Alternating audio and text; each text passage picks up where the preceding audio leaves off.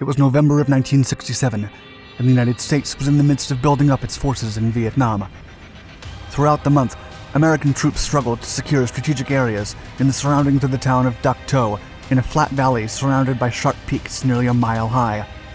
The area served as a forward staging base for some of the most top-secret U.S. Special Forces missions of the Vietnam War. The battles fought during those weeks would go down in history as some of the most brutal of the entire conflict. However, it wasn't only the enemy that posed a threat to American ground troops. On November 19th, on Hill 875, the 2nd Battalion of the 173rd Airborne Brigade was in dire need of support to counterattack a significant movement of North Vietnamese troops. Help was on the way, but it wasn't what anyone expected. As a U.S. Marine Corps A-4 Skyhawk approached with 2 500-pound bombs, chaos reigned, and one of the darkest moments of the war was about to take place.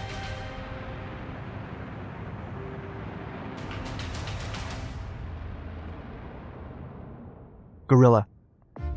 In the fall of 1967, the United States was seeking to progressively escalate the war in Vietnam and push the North Vietnamese to surrender. The number of American casualties had dramatically increased during the last 2 years, rising to up to 16,000, and the war was barely beginning. Thus, from 125,000 ground troops initially deployed to the country, there were now about 500,000.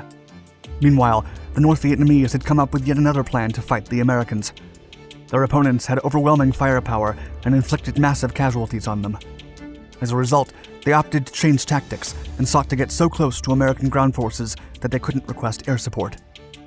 The new tactic would be tested in the surroundings of the small town of Dak To in the Central Highlands, and the U.S. Army sent the 4th Infantry and the 173rd Airborne Brigade to meet the North Vietnamese in the hills around the town.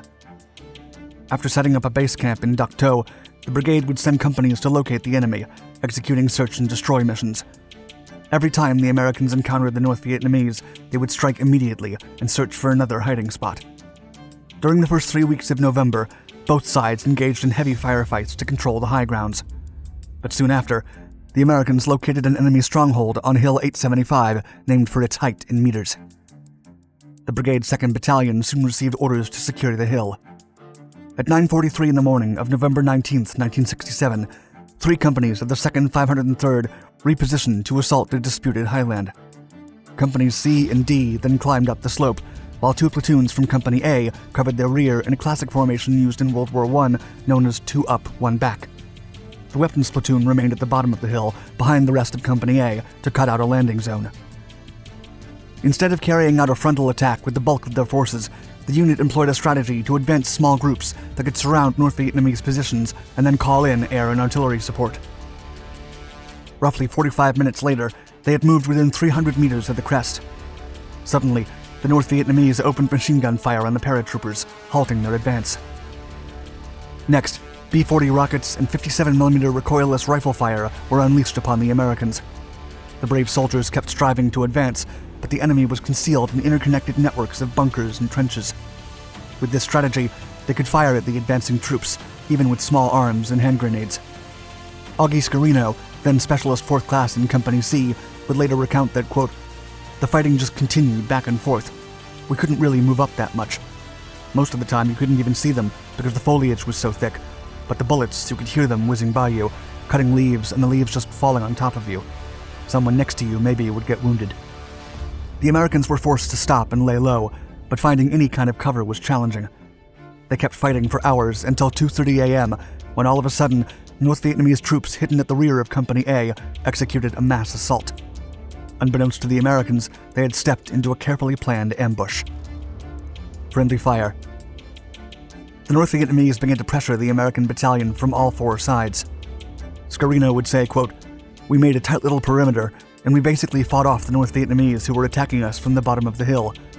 We couldn't go forward because they were entrenched at the top of the hill. We weren't sure how many were behind us. We were trapped." Company A was suddenly in danger of being overrun, and the soldiers were compelled to retreat up the slope to meet their fellow Americans there, or else they would be isolated and shot down. Several volunteers then set up an ambush and halted the advance of the incoming North Vietnamese. Among them were Private First Class Carlos Lozada and Specialist 4 John Spear. However, before they could set up their M60 machine gun, the enemy was already firing at them. Lozada then strove to hold the rearguard position of his company as his friends escaped, moving the North Vietnamese down as they tried to advance. Lozada would not abandon his position and reluctantly refused to retreat, finally succumbing to the enemy fire. He was later bestowed a posthumous Medal of Honor for saving his company that day. Meanwhile, John Spear was also shot, but managed to crawl back to his company and join the wounded. What remained of the 2nd Battalion then formed a defensive perimeter and called for help. Intense fighting continued inside the thick jungle, and when airstrikes and artillery were called in, they inflicted minor damage due to the density of the foliage on the hillside. To make matters worse, the soldiers were about to run out of ammunition, and water was running dangerously low. Still, it was impossible to reach the battalion. That afternoon, 6 UH helicopters were either shot down or severely damaged while attempting to reach the 2nd 503rd. Dug in on the steep hillside, the men were fighting just beside napalm fires, and they were also exposed to the North Vietnamese holding on inside their tunnels. The situation was critical enough when at 6:58 p.m., a devastating accident took place. 2 bombs from a Marine Corps A-4 Skyhawk fighter bomber fell to the ground at hundreds of miles per hour. The 2 500-pound Mark 81 Snake Eye bombs fell into the perimeter of the 2nd 503rd, and even though the first was a dud, the second one did detonate and caused a huge fireball, followed by 10 seconds of pure silence. The bomb had fallen right on the 2nd Battalion's command post, where the most badly wounded soldiers awaited medevac helicopters. Augie Scarino would later describe the scene, quote, "All I saw was black smoke, and like a big flash. It's like when you strike a match. It's just a big fire, and that was it." Beloved Catholic priest Major Charles Waters served as the battalion's chaplain and had rescued plenty of wounded soldiers earlier in the battle, as well as administered last rites.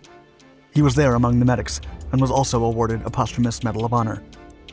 The impact took the lives of 42 men on the spot and wounded 45 more, virtually stripping away all commanders and medics and leaving the battalion even more vulnerable. Aftermath. A fatal mistake from the air caused chaos on the ground. After the initial shock passed, there was moaning and crying, but there were insufficient medicines like morphine and plasma, as well as a lack of water and food. Unscathed, Specialist John Wamby Cook emerged from a pile of broken tree trunks. He later recalled, quote, "I thought it couldn't have been our guys, until I heard someone on the radio say, 'Stop, you're killing us.'" Captain Dick Getz was overflying the area and witnessed the event. He would later say during an interview that, quote, "It was obvious when the explosion went off that it was in the wrong place." John Spears survived the explosion, but lost an arm. He heard his colleagues screaming for help. He had to scream too, as he urgently needed a tourniquet. The survivor later recounted, quote, "I passed out, and miraculously, somehow, when I woke up, all my bleeding had stopped. I pulled myself a long way, until I got away from the area a little bit." To hide from the North Vietnamese hunting down scattered Americans, Spear had to hide underneath his deceased teammates and remained hidden for a couple of days until he was rescued. Wounded and vulnerable, the survivors were concerned about more than their injuries. It was evident that the North Vietnamese would launch an attack to finish them any time soon, and they needed to stay vigilant. As Cook put it, quote, "We expected an all-out assault. We had our rear covered, but it was just a matter of when they were going to start coming over the berm. Fortunately, the North Vietnamese never came.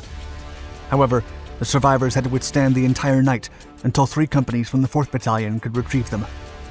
Because of the intense fire from snipers and mortars, not to mention the dense terrain, it wasn't until nightfall that the rescuers reached the beleaguered battalion.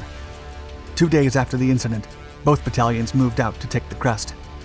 And by the end of the month, the Americans had pushed the enemy away and secured the hilltop.